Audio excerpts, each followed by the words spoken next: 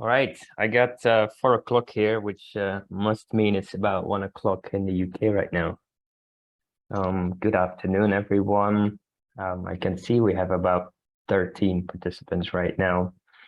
Welcome to the Energy Risk Clinic, Q3 2022. This is the energy clinic that we've been having for just about a year now, and is basically from the energy and renewables special interest group.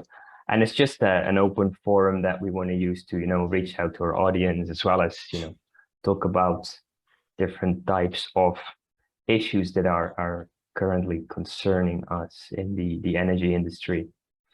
Now, Grant, before I go ahead, if you can just confirm that you can actually see my screen.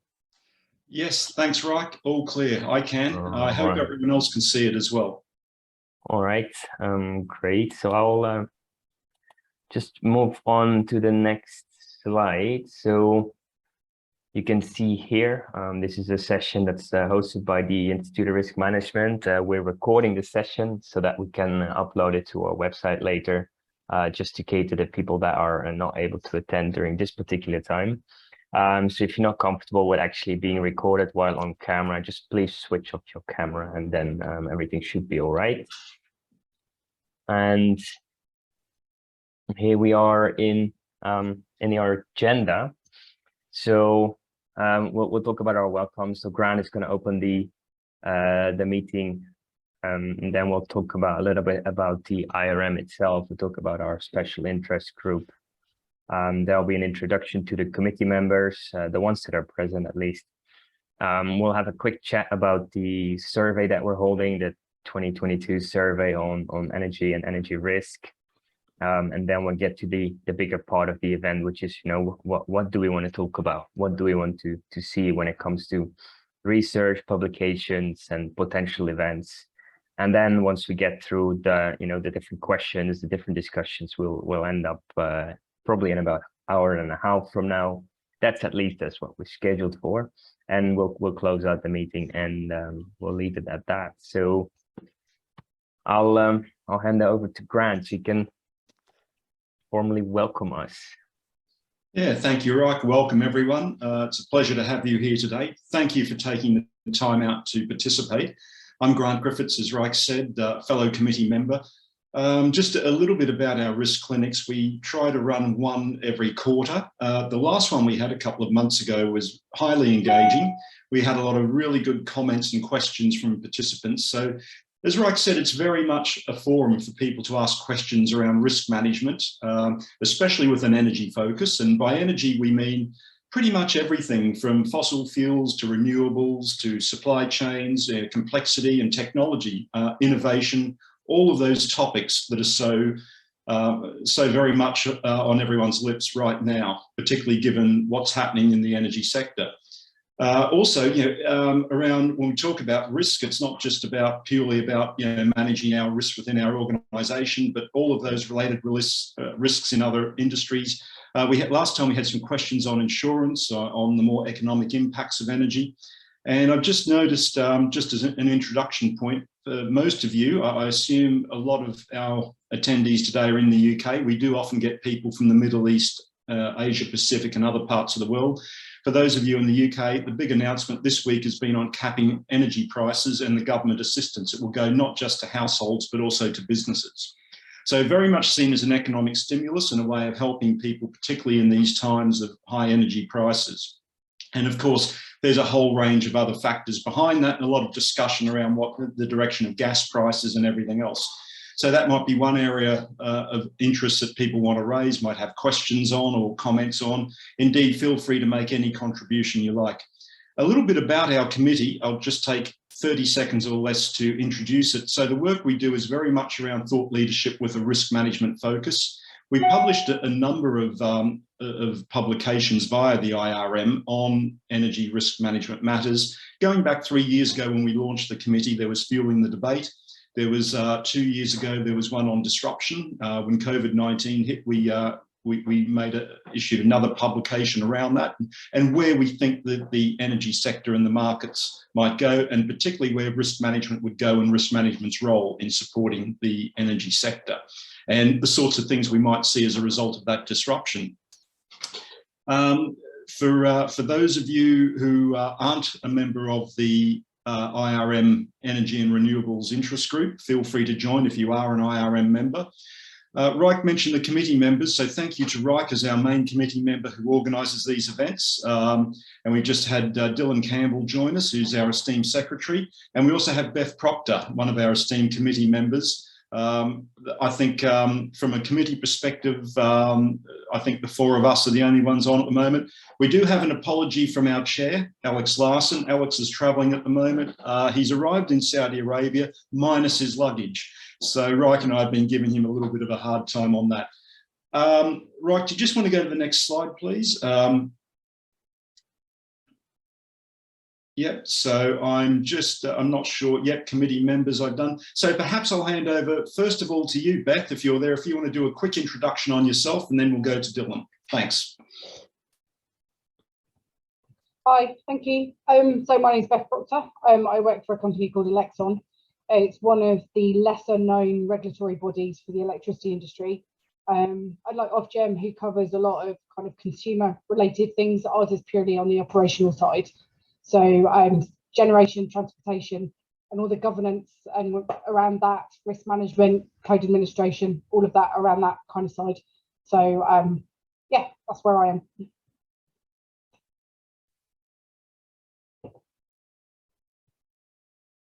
Oh, Dylan, you're on mute.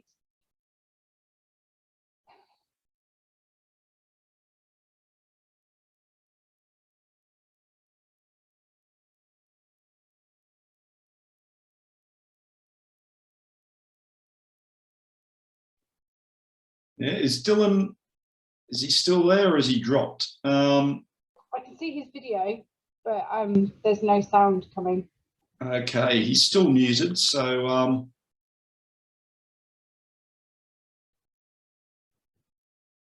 right. Perhaps we'll come back to Dylan in a moment then. Thanks, Beth. Back to you, Reich. Yeah, so I'll actually I do have a video. I'll open that up as well. Yeah, so my name is Reich or Hendrik for others. I'm a risk management specialist, senior risk specialist in an energy company here in the UAE. I'm currently broadcasting from Dubai, and as you can see, it's quite sunny, so it's nice here. I've been with the SIG for about a year and a half now. I've been battling things together with Grant and occasionally chastising Alex for not being a risk manager for his own life, so hence the luggage problems. I'm also responsible to organize the event, so that's why I'm chairing today's meeting. And yeah, and I'm hoping that we'll get some useful information out of this particular event. We don't have a lot prepared, and we do that on purpose because it's very easy for us to tell you what you want to hear, but we would like to find out what you want to hear from your side. So that's why we've organized these meetings for about a year now, and I think it is slowly starting to kick off, you know, a little bit, and it's really is helping us in understanding, you know, what we as a special interest group should be looking at when it comes to the, you know, the articles that we put out and the thought pieces that we put out. So if maybe, I don't know, if Dylan, if you want to give him a second chance, or I don't know if that's all right. Dylan, if you don't make it, we'll excuse you. All right.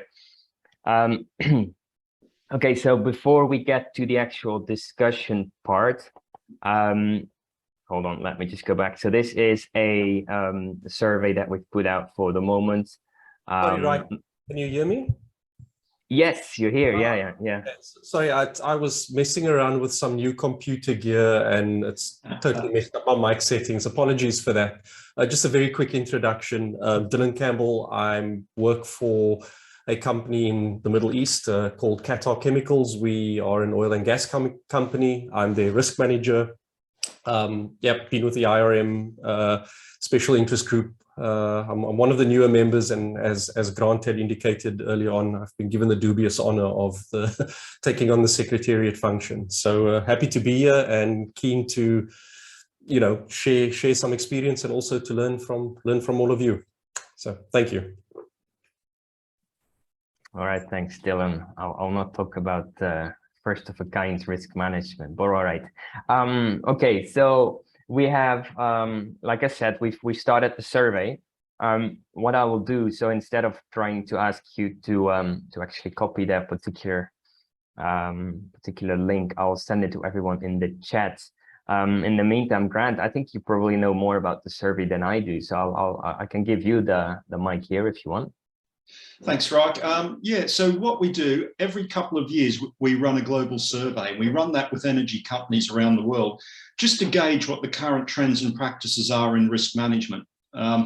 We found it very useful. It's provided a benchmark on a number of fronts. The last one we ran was 2 years ago, and it gave us some very deep insights to COVID and the response to COVID, and the likely responses of energy companies to the COVID events, and at that time, as you may recall, very low oil and gas prices. In fact, for the first time ever, we saw negative physical prices in the US, and we saw all sorts of backlogs in storage, and all sorts of things were going on. What a different place the world is now, as we saw around about 10 to 11 months ago, gas prices started to spike, and we started to see a lot of failures of supply businesses in the UK predominantly, as well as other parts of the world. So the survey really gives us an insight to what risk management is doing. So this one will be, I think, very much a turning point, because we'll be able to compare the outcomes of this survey with what the industry said 2 years ago. Of course, we will publish the findings, and we hope that it will support the risk management profession and energy businesses in understanding the important topics for risk management. Thanks, Reich. All right, great, thanks for that. So I have sent the link via the chat, so if you feel like you want to contribute, please go ahead and follow that link. I tried it earlier, and it will actually take you directly to, I think it's the SurveyMonkey website. So it will take you to the survey straight away. So even though it's an IRM address, it will take you there directly, so don't worry about that. Okay. So what we're trying to do, obviously, when we get the results, and like Grant said, we can benchmark that with what we've received on our previous surveys, and we are intending to use that as a bit of a subject to talk about in the energy clinic that we've scheduled for Q4, which I think is on the 22nd of December. So we'll have some things to talk about as well, on the basis of the outcome of that survey. All right, then let me just see if I can get this working. So yeah, so here we get to the point where we really want to hear your voice, right? Now I've seen there's about 48 people, so I don't think it's good if everybody starts talking straight away, because that's going to be slightly chaotic. But maybe for the ones that are not comfortable speaking in public, even though 48 people, it might be a lot for some, by all means share your questions via the chat. Any concerns that you have with respect to the energy industry, the current situation, any risk you would like us to talk about, any ideas that you would like to to propose as topics for further research or further publications, or even just for discussion during this particular session, by all means use the chat. And if you feel comfortable speaking up, please go ahead as well. Just be aware that with 46 of us, that we can only have one person speak at the same time. But yeah, I would like to open the floor just for any questions or proposals for discussion, things that you would like to talk about. Maybe, Rick, while we're waiting for some contributions or questions, Grant, do you want to perhaps reflect on the article in Enterprise Risk and the Strategic Risk Mag that we had written, you, myself, and Alex, with respect to our views on energy planning, and how that perhaps failures in risk management, got some of our governments around the world into the situations that they're in? Good one. How could I forget that, Dylan? Yeah, so one other thing that we've been endeavouring to do this year as an energy interest group is to have a lot more publications, press releases and commentary pieces go out. The most recent one was a few weeks ago, which, as Dylan said, he, Alex and I co-authored. Strategic Risk Magazine ran with it. It's also, I think, it might even be in the IRM magazine, a longer version this month. I see that's come out. I haven't actually had time to read it today. But we're actually looking at, why is it that we keep ending up in these situations? And I think as risk managers, a lot of us, tend to look at things and go, yeah, it was so obvious in hindsight. COVID-19, again, I'm really sorry to use the C word, but it's still lingering. COVID-19 was one of those situations we tended to be there at that moment in time and say, how did we end up in this place? Well, why is there so much disruption? Why are we facing so many challenges on just trying to get things done on a daily basis? But when we took a step back from that, we started to consider that, that there's lessons learned and we haven't really applied them, to the current situation and going forward.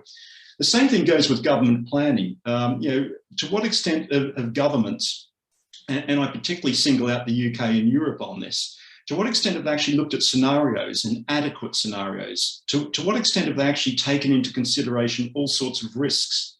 And I think one of the big things for me is if we go back around 7 or 8 years ago now, at the time we still had it was a bit more, wasn't it? Probably about 10 years ago now, we still had a coalition government in the UK. And one party in particular was reluctant. In fact, they were dead against pursuing a nuclear agenda. What we have seen subsequently in the last 7 to 8 years, actually last 10 years, we've actually seen a renewed interest. In fact, we've now seen the investment in nuclear with Hinkley Point C and now Sizewell C that's going to kick off in the UK. So we are seeing very much a more, I would say, and look, I will preface this by saying to an extent, my personal point of view, that, a step in the right direction towards nuclear as part of a clean mixture of future energy supplies. There's a big talk around electrification. So these sorts of things, Dylan, Alex and I were kicking it around. We thought, well, hang on, we haven't done, the government on the one hand, in a couple of press releases they had made, going back 2 or 3 months, had said, well, we've actually run different scenarios. And in those scenarios, we feel that we won't have any challenges going forward, particularly with the electricity markets and as well as the gas markets. This has turned out to be, let's say, I would say an underestimate, to put it in a polite way. I think it's been a very poor analysis. But when we think about it, to what extent were those scenarios robust? How good were those scenarios? What thinking went into those scenarios?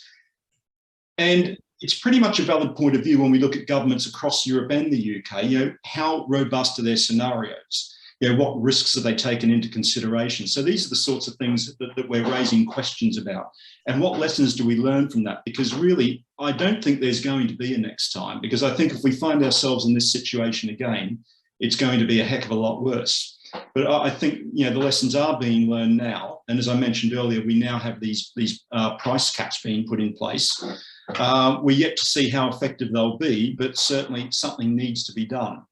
So that's just a quick commentary on that, or maybe a bit more than a quick commentary, but just a perspective on our thinking with that.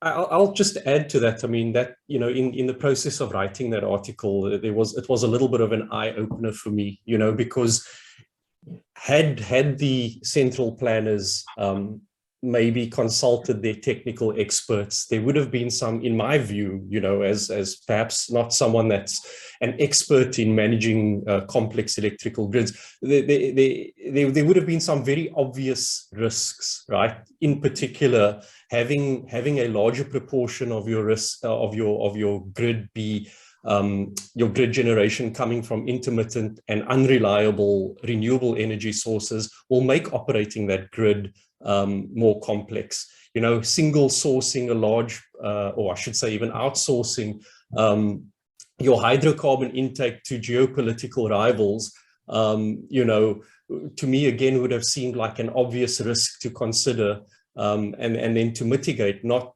exacerbate or sort of to escalate by making yourself more beholden to your rivals. So it just, the big question to me is risk management,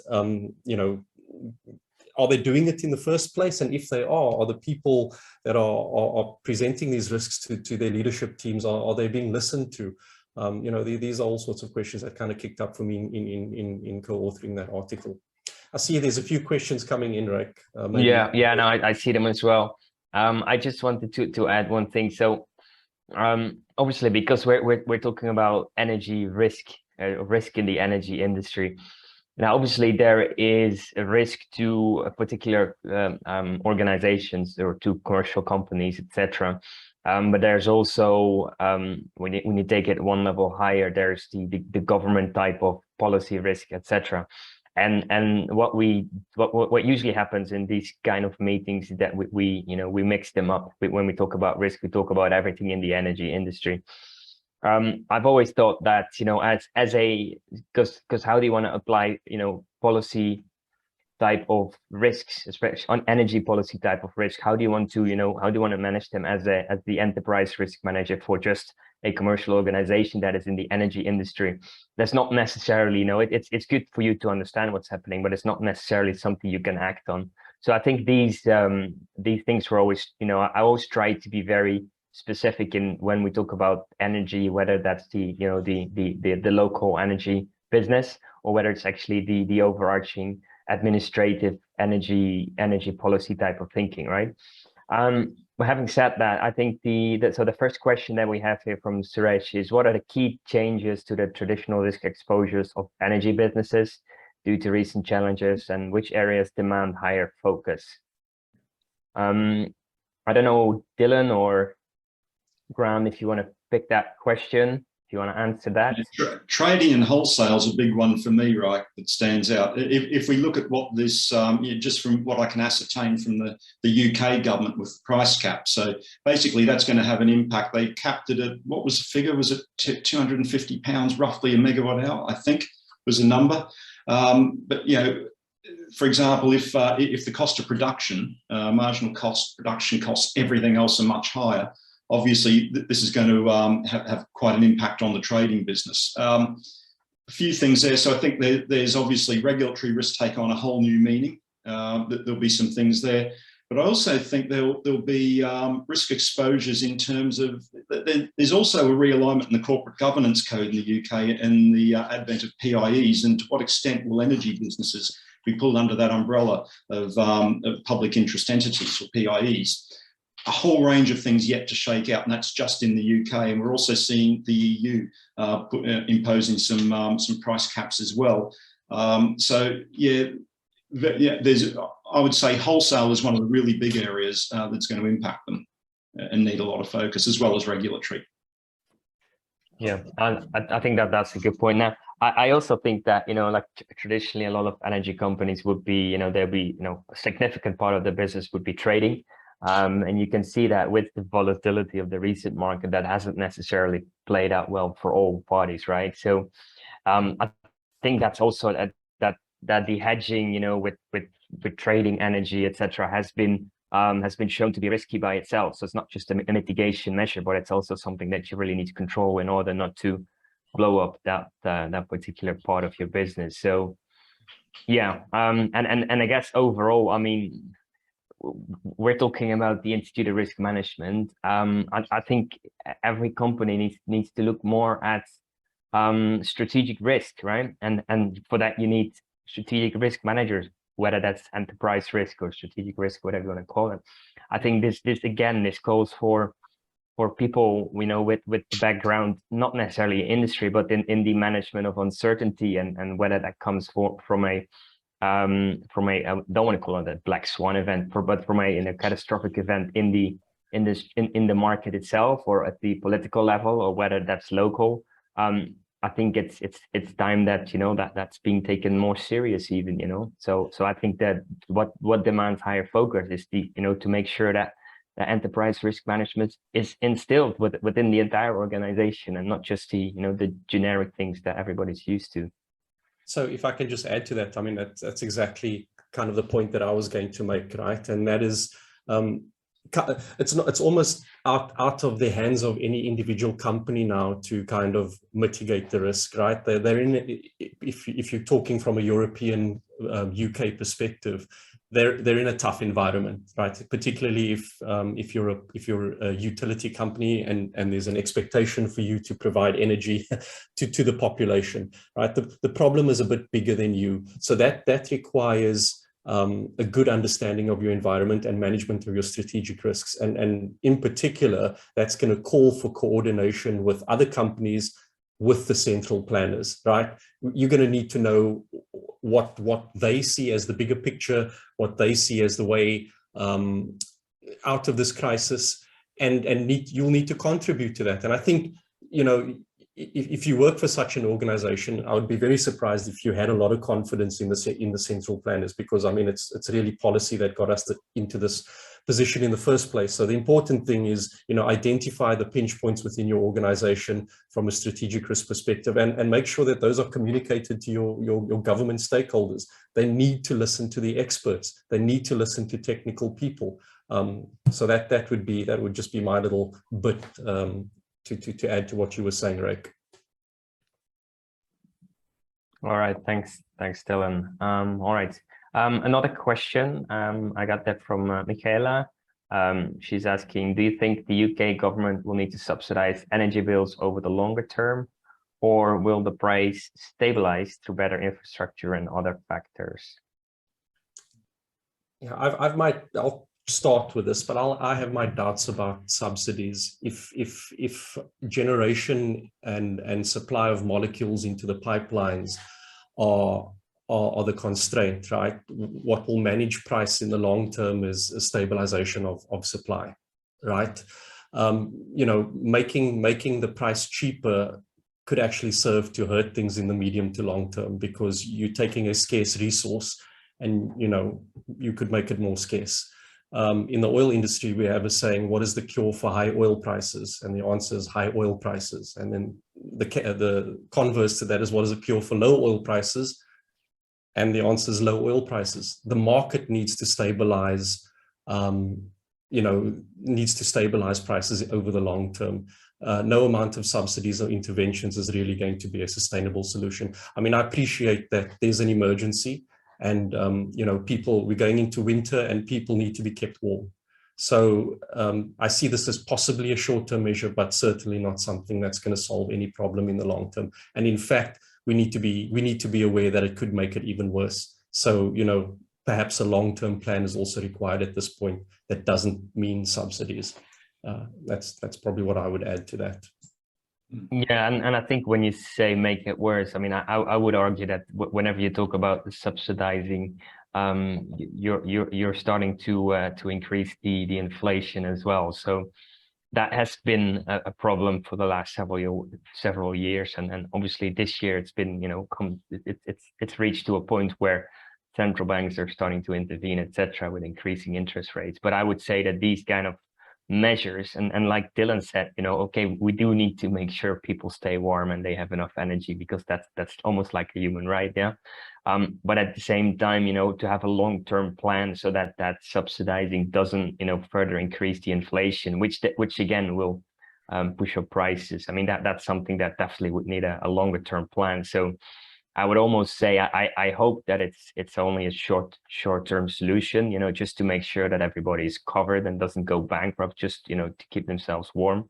And I do hope that, you know, that there's going to be more longer-term plans in place to basically have a more sustainable energy market again. Of course, let's not forget the relaxation on or the repealing of the fracking ban. So, you know, hopefully that's going to help. I did read something, a more economic point of view, that whilst this will result in more debt, however, the calculations made by the UK Treasury and the Office of Budget Responsibility, I think it's called, they had actually worked this based on some gas price forecasts back in August, and already gas prices have come off considerably from there. So if we actually have lower gas prices, theoretically, it should mean that the amount of this macroeconomic move by the government should actually be beneficial. We're yet to see, because with economics, nothing's ever certain. A lot of it's very theoretical. So we'll see. But fingers crossed that it will have a desired effect. The other thing I would say, I'm not a great believer in subsidies either. However, one can only hope this will have the desired effect of actually helping to stimulate industry at a desperately needed time. What, however, counter to that, the big problem will be if we continue to see low growth numbers coming out of South Korea and China and other economies, and therefore lower demand on a global basis. So that could actually, probably upset those plans. So again, a lot of economic factors there. And sorry, Reich, I just noticed that one of our other committee members, Sean, has also joined. So, and please, Beth, feel free to contribute. We're all hogging the limelight here, but feel free, Beth and Sean, to contribute. Okay, thanks. To be honest, though, you're not really saying anything else that I wouldn't have. So that's why I'm just letting you speak.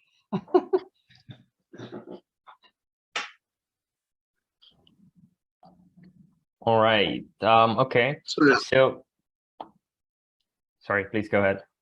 I was saying, my only comment was the discussion around energy caps and subsidies is quite a tricky one, because it's essentially kneecapping yourself in terms of, in essence, printing out more money to be able to make everyone afford the energy, at the same time crippling the economy in a case where we are already in a global recession, whether or not it's been officially stated or not. So is subsidies and energy caps the right move for an open market, especially when we try to encourage open markets when there's scarcity, prices are expected to go up? What is the right move? I don't see it boding well either way. So it's a case of which is the lesser evil. Is it long-term damage economically, or a couple of cold winters? My feeling is that they've put this in place, like you say, to ensure that everybody is able to get their heating over the winter, and to give BEIS and the government some breathing space to be able to go and find some solutions. Obviously, I'm not saying that on any information that I've got from anywhere. It's just a feeling that I get, because I know there are a number of different things that the government are investigating and looking into in order to stabilise the UK supply. So I get the feeling this is a bit of a temporary plaster for the moment, just to give them some breathing space, so that they can then, really concentrate on trying to find a long-term solution, while still making sure that, at a domestic level and the users of the energy are going to still be able to have their heating, because it was getting to a point that the prices were going to get so high that people just wouldn't be able to afford to heat their homes. So they had to do something, just to help everybody out in the meantime, while they try and find better solutions. That's the feeling I get anyway. A fair point. I get that. Trying to help the people, but that's just trying to solve one problem in your foot while you got a bigger problem with your heart. Because capping or subsidizing is definitely going to kneecap you later on, because you're going to need that same high prices or good prices when you invest. So in a way, when the prices are good, people tend to invest. When prices are high, people tend to invest because they expect a greater return. If you start limiting prices or subsidize them, why would anyone invest in energy and expect a return? I mean, this is the balance. And I'm not saying which is the right way. I'm just, it can't be the silver bullet. It can't be that simple. Just to subsidize and make the problem go away. You're just deferring the problem to a later date. I think that's a fair point. Also, what I like to see is that, because obviously what you're saying, Sean, is that the investment into the further development of the energy industry, whichever one that is going to be kickstarted more by having good energy prices. I do think one of the key challenges that is currently driving up the price is the energy trading market as well. There's a lot of speculation, obviously, and that drives the price up artificially. It doesn't necessarily help with getting investment into the actual industry. So that's just about you know, just like you have with trading shares and stocks and all these kind of things. So, but I do think, you know, what you're saying is true, is that, you know, that if that becomes a more regulated type of environment where there's not necessarily that, you know, a good prospect on getting good returns on your investment because of the capping of the energy prices, then yes, that definitely doesn't help the solution, you know, or actually it doesn't help solving this particular problem. A fair point, because I mean, look at it this way. The moment you cap energy prices, it's unattractive for me to get into long-term agreements with you, or the moment you subsidize. Spot markets are a creation of history, which said they don't want long-term gas prices with certain deals. I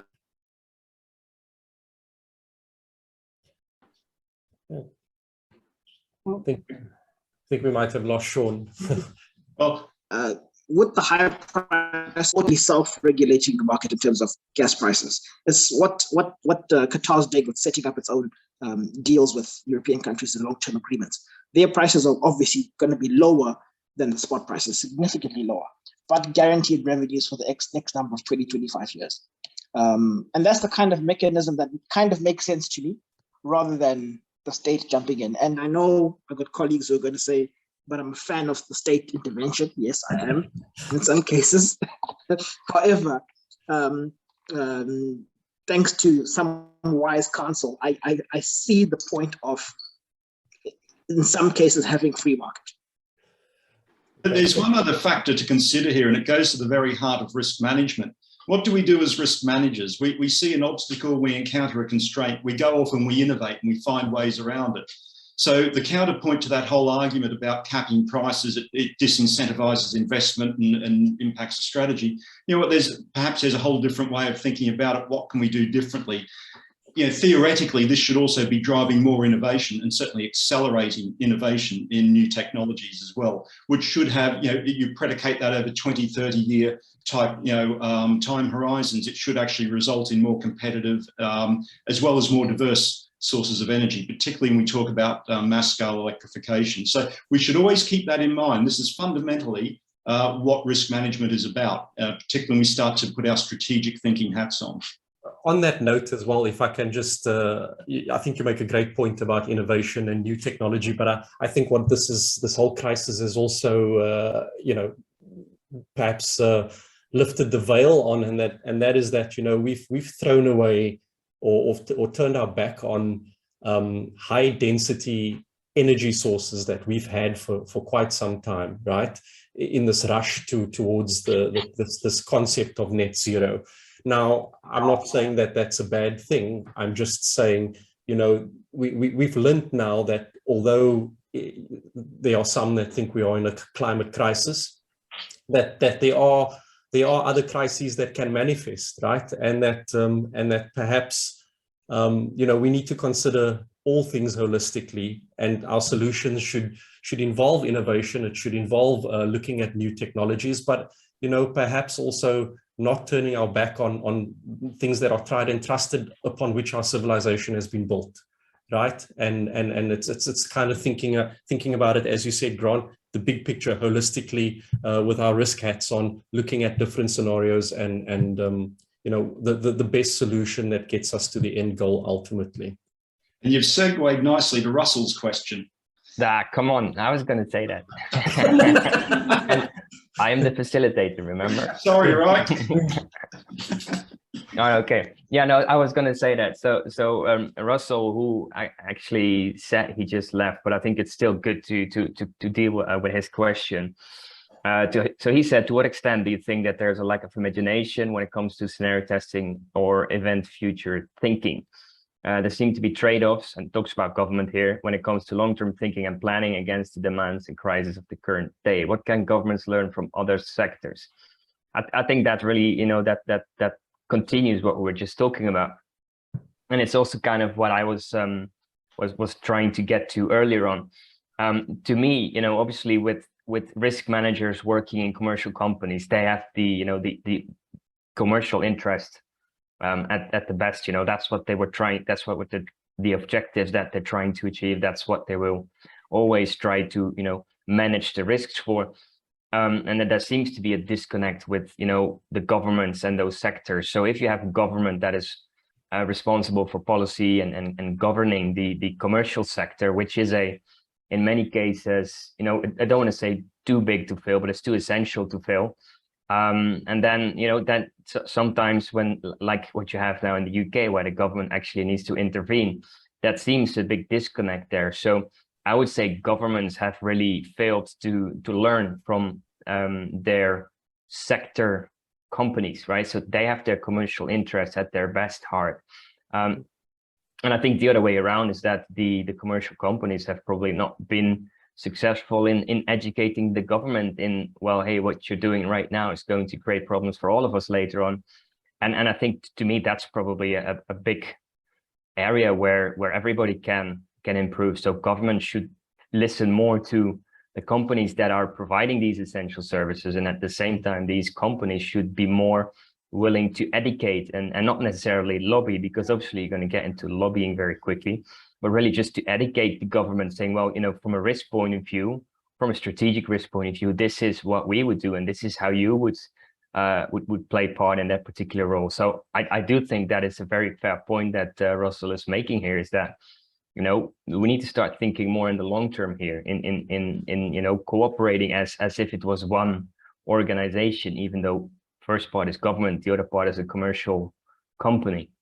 Maybe I'll put this back to you, Ryk, and others can feel free to jump in here. But I mean, I would argue that, you know, to some degree, sectors of government would say, well, we were thinking long term, right? I mean, we've created a policy environment that disincentivized investment in fossil fuels because we think the climate crisis is the preeminent you know, crisis to solve of our time. So that was everybody's focus. That's what we looked at, and so our energy markets and our infrastructure has all been set up to minimize domestic production of fossil fuels. It's okay if it's done in Russia and we'll import it, but, you know, as long as on our books it doesn't reflect, we'll shut down our coal plants and we'll build wind turbines and solar energy, also solar panels, and that's how we're going to do it going forward. Now that's proven to be, you know, a mistake, but I would say they would argue that that was our approach. So I mean, what would, if that was the defense, what would you say to that? I'd love to jump in on this if I can. I would call that greenwashing, in the sense of, yeah, we're trying to be sustainable, but we're going to offshore our environmental catastrophe to another country. So basically, just moving your sickness to another place and pretending that everything is okay. If we go back to the question, to what extent was there a lack of imagination? Massive extent of lack of imagination. I mean, it seems that how governments in general across the world, and there are very few that have got a well-balanced energy portfolio. Very few that have got the right decent proportions of energy mix under their portfolio, such that if anything was to happen to one of their sources, you know, they can at least not be in a catastrophic state without the other. Now, countries with nuclear and a mix of nuclear, gas, oil, and green energy, hydroelectric or solar or whatever, are slightly in a better position. But those countries that shied away from the big ticket items, hydroelectric or nuclear or solar, who are solely dependent on gas, are struggling right now. So it all goes back to, let's go back to the way we set up. And I think this is where risk managers really need to come into place. It goes back to strategy, all the way back to what are we thinking of? Where do we see ourselves in the next 20 years? Yes, we would like to be sustainable and go for green energy, great. But do we switch off, as Dylan said, the energy sources that were, you know, sustained us historically for the last 20, 30 years completely, and wind down without having the correct infrastructure to support us should a catastrophe happen? So this is where we need to start really going into of the imagination coming into play at the strategy formation for long term. especially plus 10 years. Most governments only have a 5-year lifespan. They can't think beyond 5 years. In actual fact, 3 years, because in the last 2 years, they're thinking of elections. So there's definitely a lack of imagination in that space. Yeah, no, I think that's a fair point, Sean. Now, just to go back to what Dylan said, to me, the way I see the, I mean, Sean refers to it as greenwashing. But if you really talk about the energy transition that's been set, you know, to me, that's really just a massive change management plan, right? And you could consider that a change management initiation, to basically put out the incentives and the, you know, the indicators and the direction. Okay, this is what we want to change into. I think that's fair. You know, that has been given, that's been clear, and the reasons behind that are very obvious as well. And what I think is that, you know, and what I talk about when I think about the lack of imagination is that they haven't considered the risks when it comes to the change management plan.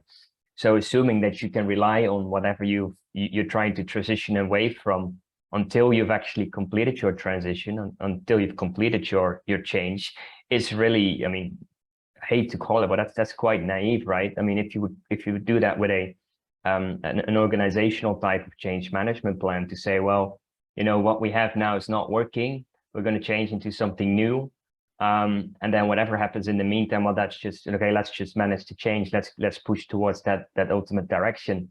I think that's what I'm talking about when I'm saying, you know, that they haven't considered that there's not been any understanding of, you know, the risks or any recognition of the risks that are just built in within the current system, the way we have it. So I think that's where organizations have failed to educate the government, and the government has failed to, you know, to probably engage more with the companies and the organizations. If that makes sense, you know. 100%. All right. So I see there's a question around our views on. Sorry, Rick, I'm facilitating. No, it's okay. That's all right. You do this all the time, Dylan. You do this all the time. So it's what I have to deal with all the time. So maybe I'll have a go at answering the windfall tax question. Yes, please. Right? Yes, please. Yeah, when I saw that, I'm quite cynical about it, I think, is the short answer. You know, when Sean and I we both work in the oil industry, and we've been in the oil industry for quite some time. And as you all know, the price of oil fluctuates, you know, can fluctuate quite drastically. When times are bad, and oil companies have to downsize, and Sean and I have been through several of these cost-cutting exercises, it can be quite brutal, right? The companies don't make a lot of money. Yep. Marginal businesses have to shut down or get mothballed. Loads of people lose their jobs, you know, and the oil companies don't do very well.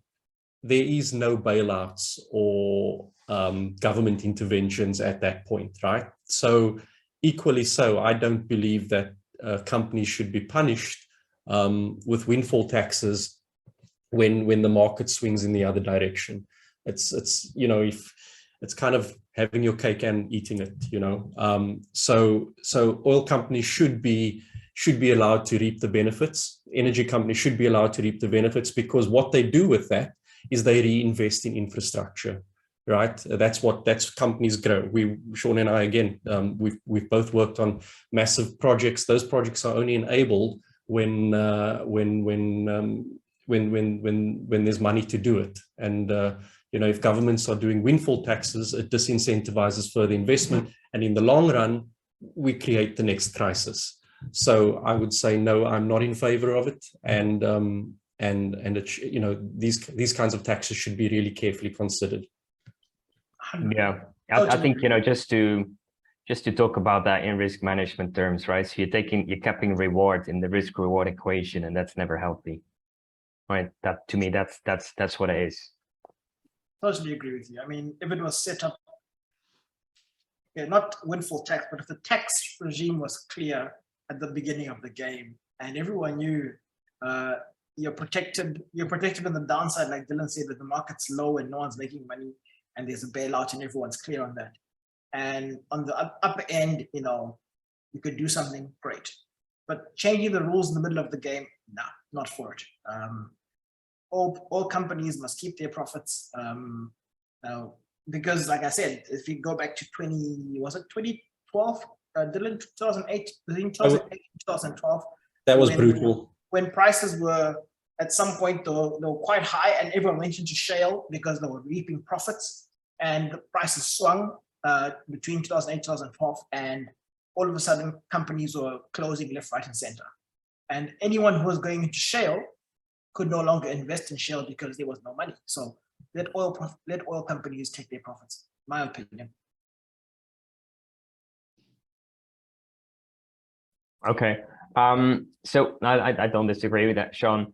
This is a question that you probably don't see that was sent to me directly. This is from Maddie. She's asking, hey, as customers, we've seen a shift in board strategy away from gas to electricity use as a result of European gas supply issues. But then during recent heat waves in Europe and Asia, we've seen high risk of electricity blackouts through both infrastructure problems and high demand. So how is the how is the energy industry viewing the balance of these risks? I can see Grant started smiling, so I think I want to ask him first. It's just the age-old problem, isn't it? It's a conundrum. If you look at it, what's happened, we've now had these record high temperatures and droughts, and that's impacted nuclear to an extent, but to an even bigger extent, hydro. So what does that do? Well, you have particularly the Nordic countries, for example, as well as a few others around the place. And even in the UK, there is some, hydro investment. What do you do there? So it's one thing moving, and it comes back to having a diversified generation mix.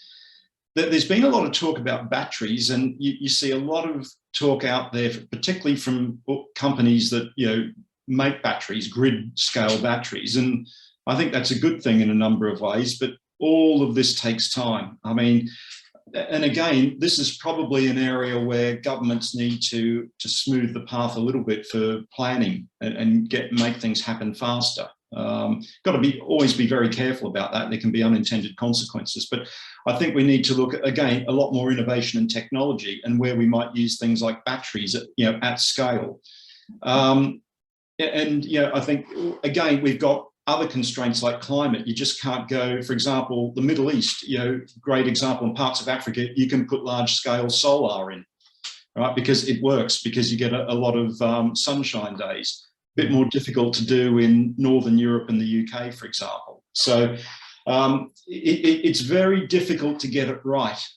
There's no simple answer. And again, it comes back to really strong planning, but it does come back to all these points about having a longer term strategy and very clear objectives, and clarity and consistency around policy and regulation. Because if that's wrong, and to be honest, I do believe it's been wrong in a number of markets for a very long time. And no offense to economists here, but I've got to say that in the energy markets for the last 20 or so years, there's been too many economists and not enough engineers that have been calling the shots. That's definitely your age speaking, but okay. as an engineer, Grant, I agree. Just to add to that, to answer the question from a risk management perspective, I think and looking again at the crisis, if I can talk generically, you want to build resilience, right? And Grant touched on the types of things that would enable that, right? A diversified portfolio of supply from multiple sources is if the market accommodates that, because obviously to incentivize that, companies need to be able to run at a profit. But where possible, and looking at your local conditions, you want to incentivize resilience in your supply. And then there's robustness as well, right? I mean, if you have the luxury, and maybe batteries offer that solution, there are possibly other technologies that are coming to the fore now, but you need to have a good amount of margin in demand, a good amount of margin in your generation so that it can meet demand, right? So if it means that having standby facilities that are only operated during peak times, and I mean, I know that's how grids operate, but having more of those to accommodate a drop in generation from sources that might be affected by weather. You need to look at that, and that comes to how well you are planning for that. So you need to understand your risks and then look at your local conditions and build in robustness and resilience into your supply mix.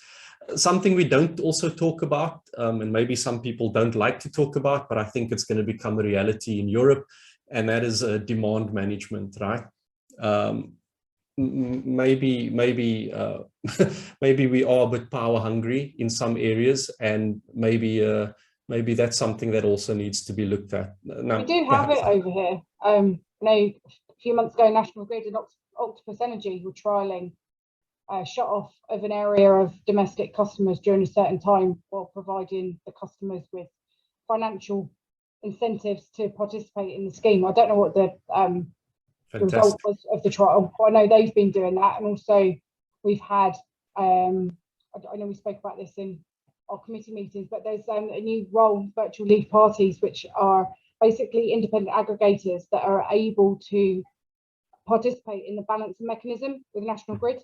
So in effect, there'll be like a point of contact that's got the control over, I know, a bunch of Tesco supermarkets, for example. National Grid say to them, look, we need you to shut off for 15 minutes or 30 minutes during this time. It's usually, like hours in the middle of the night when there's nobody going into the shops and things like that. So they'll be looking at shutting those particular sites down for a period that National Grid need that extra little bit of power on the grid. So there's we've not had very many companies enroll in that kind of arrangement yet, but we've got another big change coming through to the Balancing and Settlement Code, which will facilitate a slightly better use of the mechanism, which goes live in the new year, where they can submit final physical notifications to National Grid in order to participate in the balancing mechanism. So there's stuff going through, but unfortunately governance changes take a long time. So yeah. I think this one's been in the pipeline. It'll be about 18 months by the time it goes live. So it's just, there's things going through. It's just they take a long time to set up, implement, consult on, approve, and all the rest of it. Yeah, they do. That's interesting, Beth. I remember that conversation a couple of months ago. And just to add to that, you mentioned, say, for example, Tesco supermarkets and all these others, in very quiet periods. Again, this is where, thinking beyond the obvious, we start to think about innovative ways of doing things. And those organizations collect a lot of data. And that's where, if they have good data and apply analytics and things, they can start to forecast and say, on this day or in this season, at this time of year, in these hours, we can load shed, or reduce our demand 75% for a period of time, for example. And it works out well for them from a profitability perspective as well, without compromising what they're doing in terms of their core purpose of having a retail store where people come to shop and spend money and they make profit. And you feed all that information in, it then helps National Grid and others to be able to manage the dispatch of energy and ensure that there's adequate capacity available in the grid. So again, there's a whole range of things that can be done here that really involve innovative strategic thinking. And I think this is areas where risk managers can start to think outside the box and drive the strategy and the new ways of doing things in a number of organizations. Yeah, thanks for that, Grant. Now, what I would like to add here is that, because again, right, so well, I see the question in front of me. I don't know if you can, but the question started with talking about, there was a shift in strategy away from gas to electricity. So again, to me, this is another, another instance where we're not managing change correctly, right? So right now we have a problem. Okay, this is how we solve it, but we don't actually think about the potential risks that we, get into when we are in that new state, or where we actually are transitioning into that new state. So I think that is something that we need to, and this is probably where risk managers come in as well. Within my own organization, we've got a very close ties with change management. I don't think change management should be able to work without risk management, and vice versa. These two disciplines are so interrelated. And you can see that's where a lot of the failures are as well. That's where the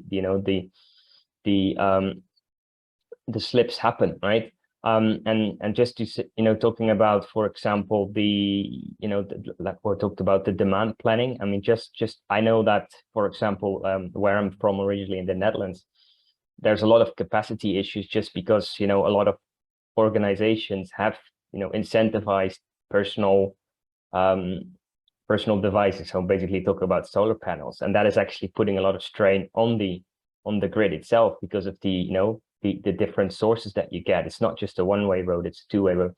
And from what I understand, that the different industries, the lack of planning around where these industries are going to be with respect to demand.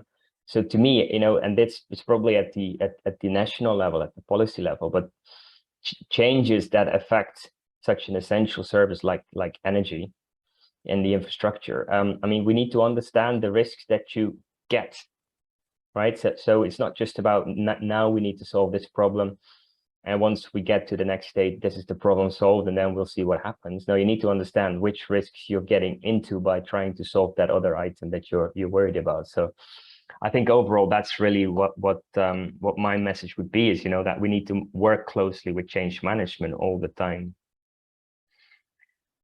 All right, so let me just see. When building the big picture and understanding what is working well, this should be expanded out not only industry-wide, but also globally, as in what are other countries doing well that could also work here in the UK. I think that's more a contribution than a question. And all right. All right, so I think we've now run out of questions.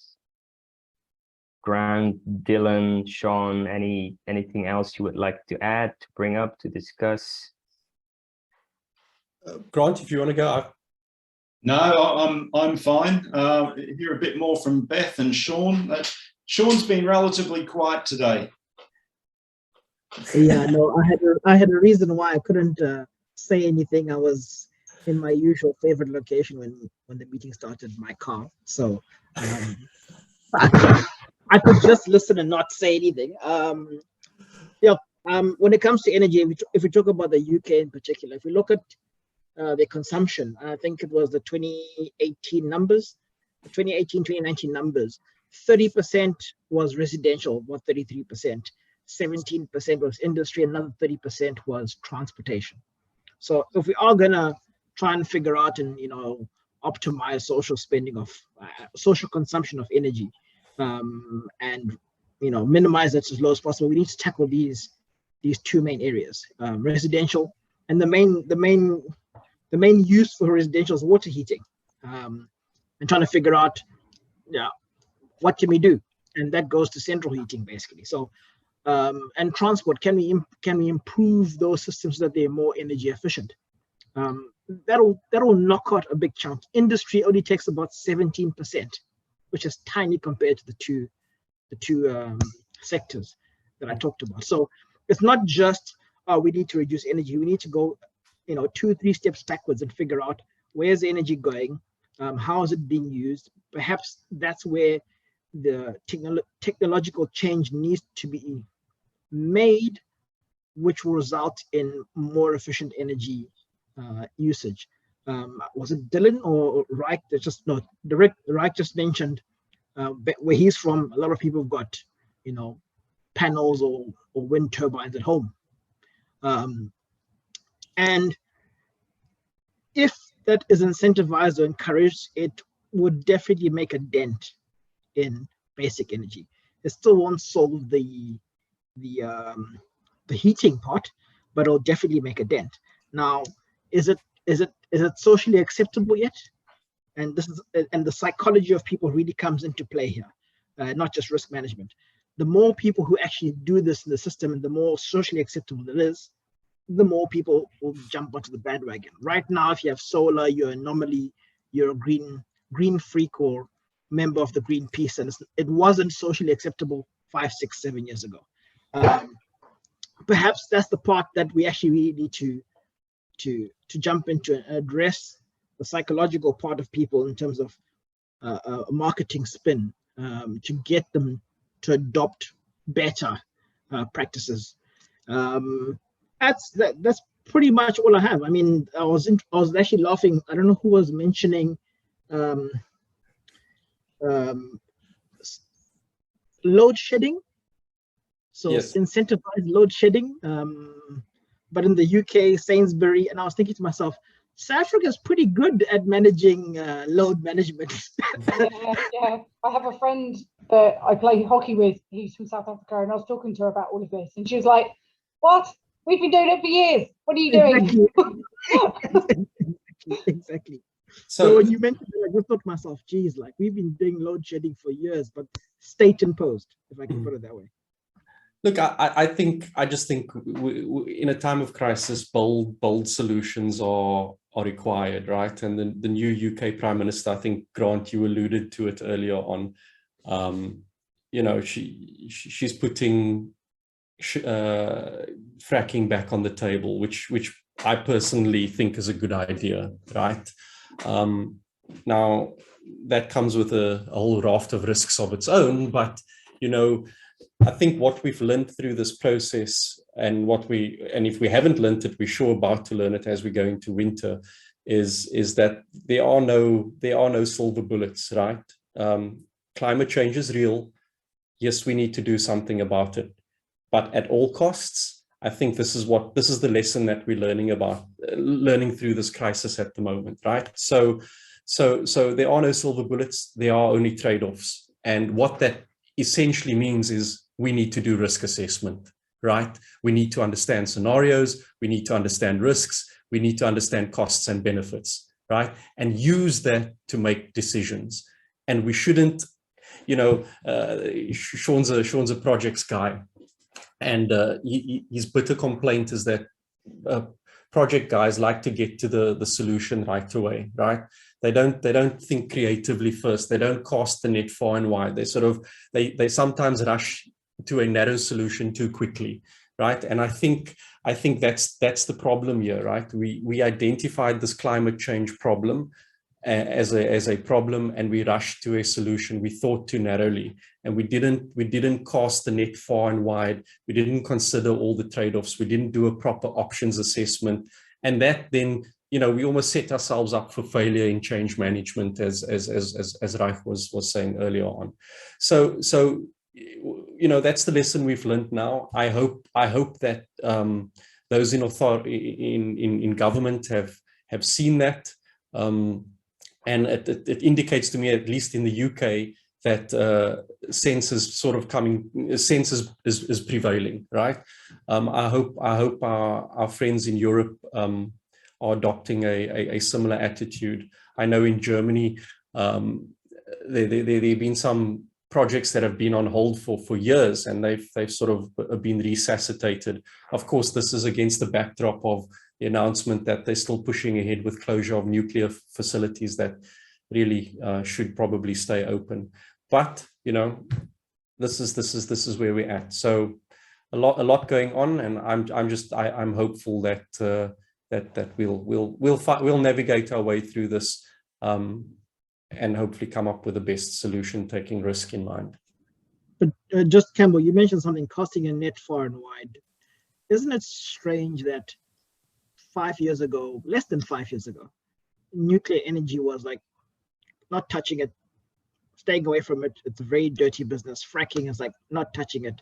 And within a span of 11 months, you know, full turnaround, everyone, you know, let's go nuclear, it's the better energy. Are we learning, or with just a knee-jerk reaction? Because you know me, my position is let's go nuclear, let's diversify, let the difficult, let's go through the hard work of getting the best solution, instead of going the easy route. Things have been a bit easy. Is the world just going through a knee-jerk reaction to say, yeah, let's get coal back on, let's get nuclear? And I put this to the rest of the team. I'm sure there's a bit of that. I mean, I am sure there's a bit of that. It's natural, right? I'm just taking my cues from what I see in the media, and you know, aside from the obvious, there seems to be a little bit of political courage, right? I mean, fracking is particularly in Europe, it's not it's not a politically attractive topic for politicians. So for the new prime minister, and I mean, I've got no political affiliations here. I'm based in Qatar, and I'm not British. I'm looking at her pronouncements. If she puts fracking back on the table, I think that's bold, right? And you know, you need bold decisions in a time of crisis.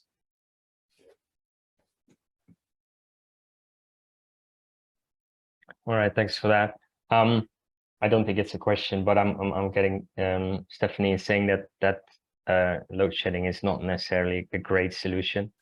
I think it's probably more of a, what do you call it, a recovery measure rather than a real mitigating action, if you like. So I do think that's a fair comment. All right, so not seeing any further questions. Maybe I think it's time to move on, Grant, unless you have something else. No, okay, so I'll move on. So, all right, that was the end of our energy clinic. So thanks a lot for joining us. Thanks a lot for your input. I think we had quite some interesting questions.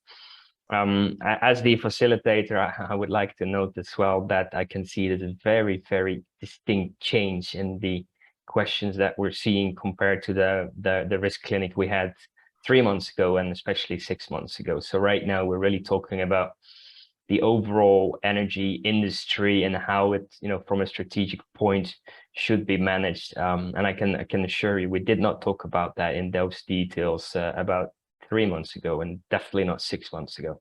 So I think it's very interesting to see that even, you know, we're supposed to be risk managers, we're also kind of reactive. So that's not a criticism. So don't feel bad about that.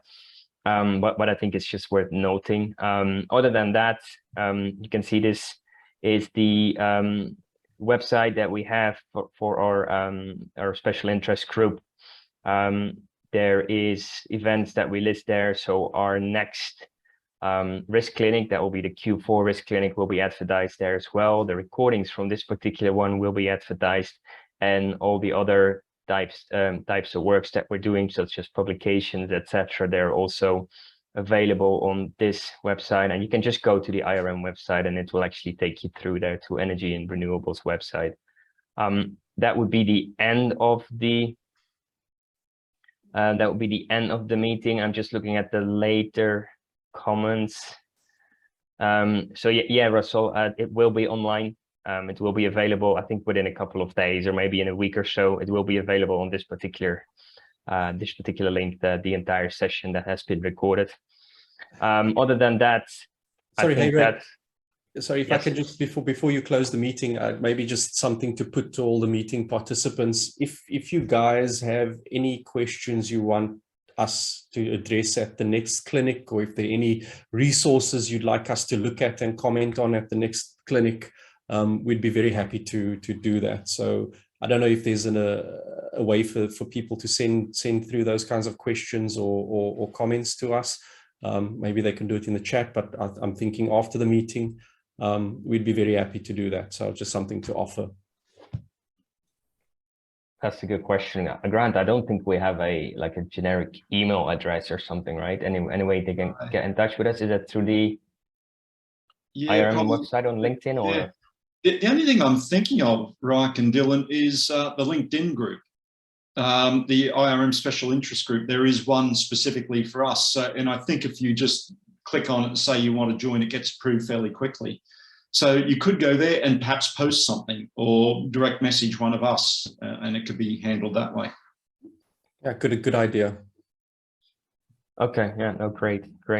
All right, that's the end of the meeting. Thank you very much for attending. Grant, I don't know if you want to close it out officially or you want to leave it at that. It's your gig, Reich. I've already been a naughty boy once today. I won't transgress again. Okay, all right.